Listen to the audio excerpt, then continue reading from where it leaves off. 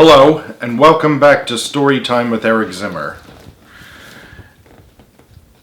Here we're continuing Disney, They Drew as They Pleased, the hidden art of Disney's golden age. The first chapter talked about Albert Herter, one of the first concept artists at Disney. The next chapter talks about Ferdinand Horvath. I'm looking forward to seeing this guy's artwork. So you ready? Alright, let's begin. Chapter 2. Ferdinand Horvath. Hold on.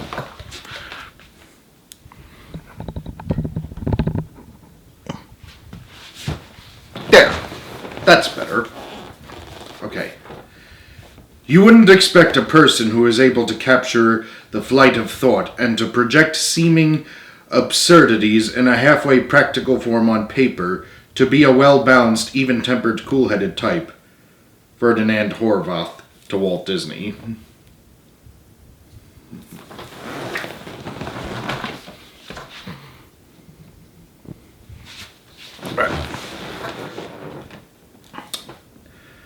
Ferdinand Horvath and Albert Herter had little in common.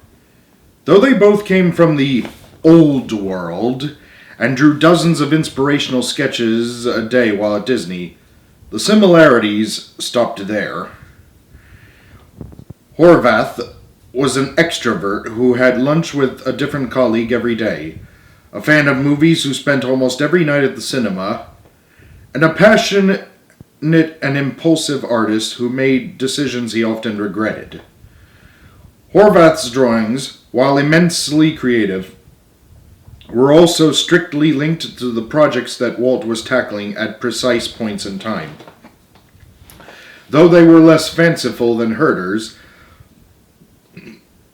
of the silly symphonies they had a more direct impact on character and environment design. The second of Disney's concept artists was himself a character with a dramatic story. Here are some pictures of him in the 1920s. One is him on top of a building in New York City. The other is him painting in the Adirondacks. Okay. From prisoner of war to animation pioneer. I was born on August 28, 1891, in Budapest, Hungary, and my father wanted to make a merchant out of me, explained Horvath in 1930 in a short autobiography he wrote for the book Contemporary Illustrators of Children's Books. His plans foundered on my objections, for I wanted to become an engineer, and so I registered at an engineer's preparatory school. Freehand drawing at school had no attraction for me. I turned out such poor work that I nearly failed at each graduation.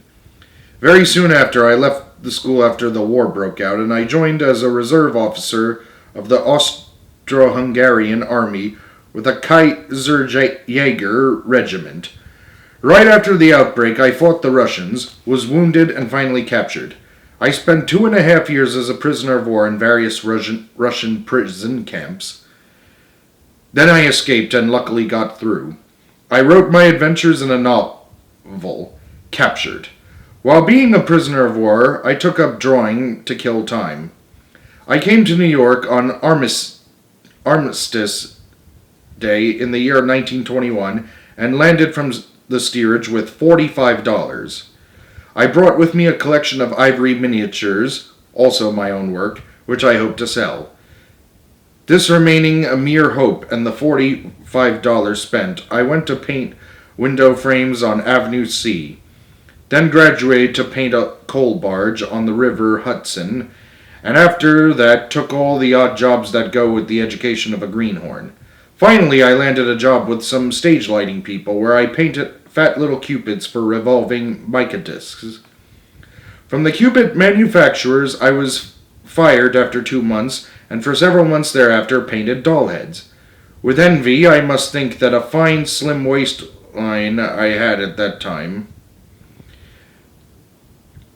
Followed 6 years permanency with a movie concern, Paul Terry's Fables Studio in New York, making animated cartoons averaging 150 to 200 drawings a day.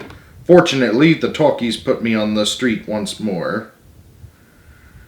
That was 2 years ago, and I decided to become a regular freelance artist. After 2 weeks of strenuous walking, I sold some jazzed-up fox hunting pictures to Harper's Bazaar, and contributed since many others.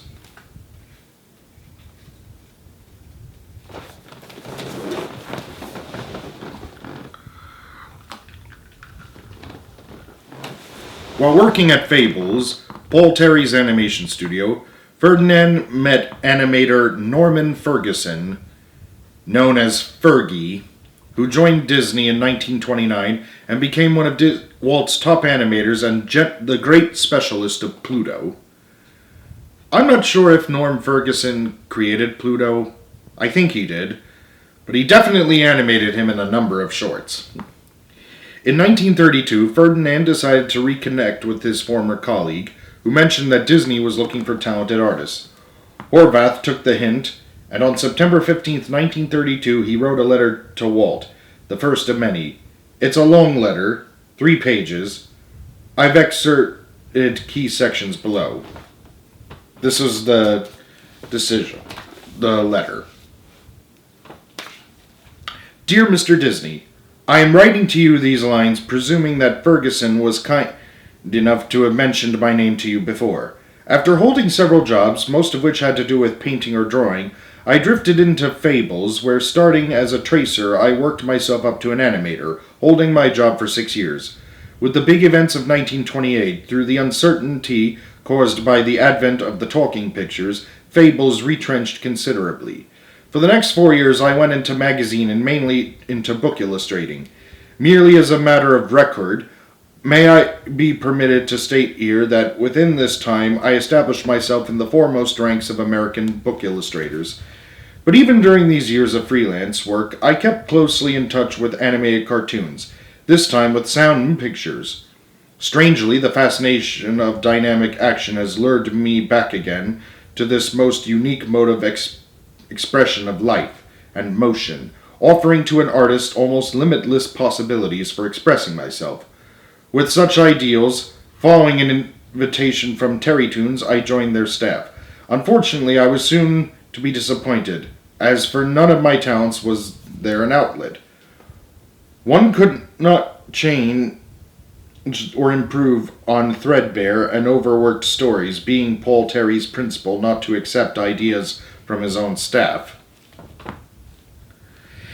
It was the same situation with gags that were suggested. Owing to the technical rigidity and inflexibility of story and synchronization, no gags or changes could be inserted after the beater was run. This being the first occasion the animators had to hear the sound and to learn the character of the story. Besides, I could not and cannot agree with the extremely mechanical aspect so characteristic of their animation. For such and other reasons we parted. I hope you will forgive me if I say that at this point your Mickey Mouse just rushed upon me. Not for the first time in my life, of course, but now in a business-like fashion. I would like to ask you, Mr. Disney, whether you would have use for me. The work I am submitting will give you only a part of my range. I also do pen and ink work, straight caricatures, and wash drawings, not to mention ivory miniatures, crayon, pastel, and other media not used in cartooning. For a time I have specialized in backgrounds. I wish I could show you some samples of this kind of work. However, I have no access to the backgrounds I made. I would like to suggest that you see the Terrytoon called Irish Stew, for which I made a very effective, softly toned set of backgrounds, giving depth and a rich quality to the picture. I hope I did not get too lengthy into matters, and I do hope you will understand why I did not want to address you in a strictly business-like manner. Mickey Mouse might be a business venture. It most probably is. Yet to me, it will be a merry gloom chaser, a light-hearted work of artistic creation, the originator of which I want to regard as an artist to whom I can put up the matter squarely, confidently, in the true esprit de corps. May I ask you to look over the material at your convenience and then inform me of your decision? Ferdinand Horvath. The Jack of all trades. Walt liked what he saw. On November 28th, Ferdinand learned that he would be hired on a 6-month trial basis. Things were so uncertain financially during the Great Depression that the Horvaths decided that Ferdinand would travel alone to Los Angeles. His wife Ellie would stay in New York and join him only when things had stabilized professionally on his end. He boarded a train on December 31st, got a chance to visit briefly both Chicago and Bright Angel at the Grand Canyon along the way, and reached the Santa Fe station in Los Angeles at 11:30 a.m. on January 5th, 1933, the day he was to start work.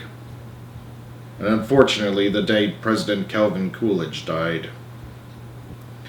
After having settled in the Christie Hotel, he went straight to the Disney studio on Hyperion Avenue, where he arrived at 3 o'clock in the afternoon.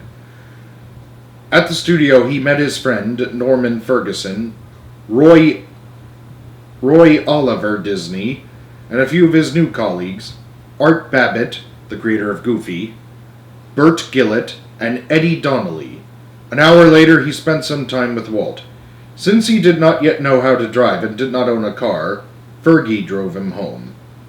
In his first few months at Disney, Ferdinand quickly became a jack of all trades, tackling layouts, animation, gag drawings, book illustrations, etc., etc.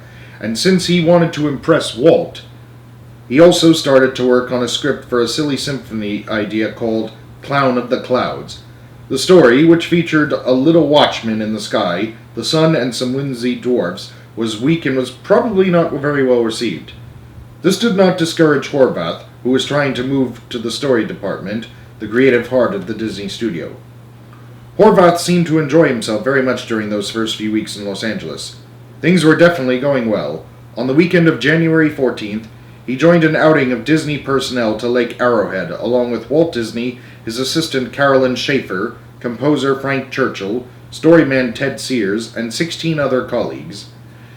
They were helping Walt with a major studio promotional event, the Midwinter Show Carnival, dedicated to Mickey Mouse under the auspices of the Mickey Mouse Clubs. Many children attended, and while the artists were probably expected to work, they also enjoyed some